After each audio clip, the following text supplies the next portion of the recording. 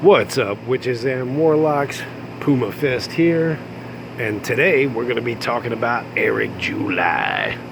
Mr. Eric July. So I just saw one of his posts, his community post, about the pre-release campaign for the Alphacore #1 by Mr. Chuck Dixon. Alright. Well, you kind of know my feelings about Chuck Dixon. And a lot of these washed up the comic book writers and artists and stuff like that fell out of favor with the mainstream comic book companies and decided to go indie. All right, my feelings about Chuck Dixon. Did some great work with The Punisher, right? Absolutely fantastic. But you know, I mean, other than that, I really didn't care much about his work. See, I'm a Punisher snob. Yeah, you know, that was my thing. That was the main comic book I read.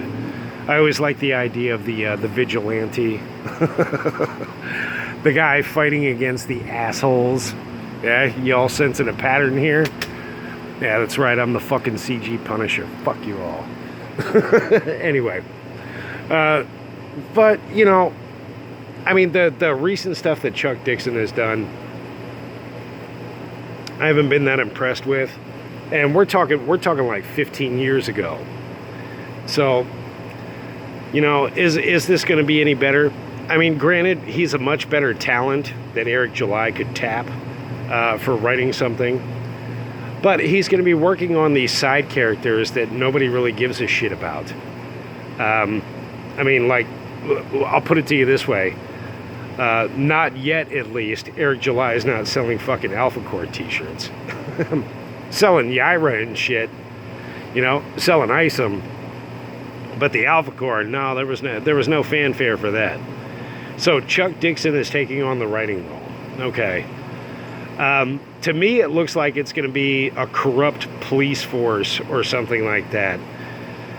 So I don't know if it's going to be heavy-handed or not with Chuck Dixon. That remains to be seen. But, you know, I mean, still, who the fuck cares about the Alphacore?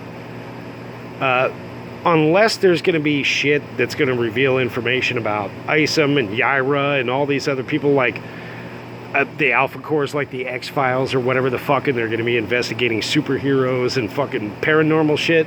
I mean, it's not going to be an exciting book.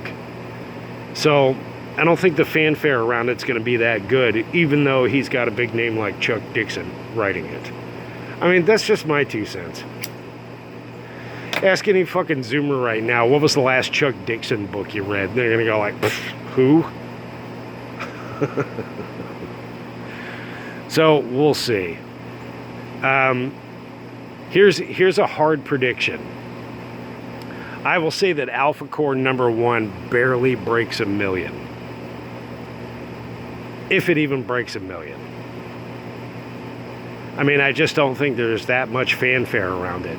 Plus, with the catastrophe that is Isom #1 and Isom #2 and all these unanswered questions, I mean, how much money are people going to invest into secondary and tertiary books that are on the same level of not answering shit? I mean, yeah, it's not looking good.